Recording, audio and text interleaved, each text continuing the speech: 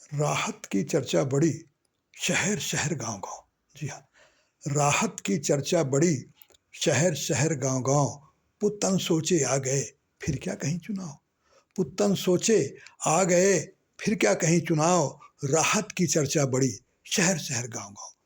साथियों, इस समय मीडिया भारी हल्ला मचा रहा है कि 22 सितंबर से आम जनता को बहुत बड़ी राहत मिलने वाली है, और सत्ता पक्ष के लोग भी कह रहे हैं कि सरकार ने आम जनता के लिए खुशियों का पिटारा खोल दिया है।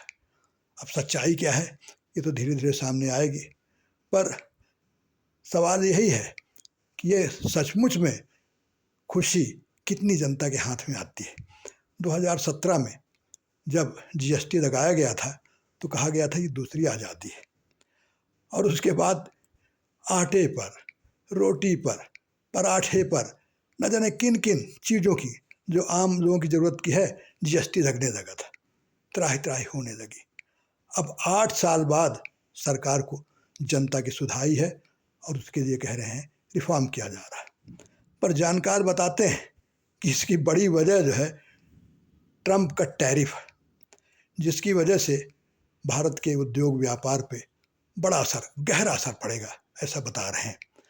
टेक्सटाइल उद्योग हुआ, मशीनरी है, ज्वेलरी है, फार्मा है, झींगा और मखाना जो उद्योग है बिहार का, और उस पर गारमेंट्स में महिलाओं का काफ़ी नुकसान होगा। फैक्ट्रियां बंद होने की बात है, तमाम नौकरियां जाएंगी लोगों की, तो फिर लोग खरीदेंगे क्या, उनकी परचेजिंग पावर कम होगी। और इन्हीं सब को ध्यान में रखकर, शायद जनता के विरोध का ध्यान में रख करके सरकार ने राहत की बात कही, ऐसा लोग कह रहे हैं।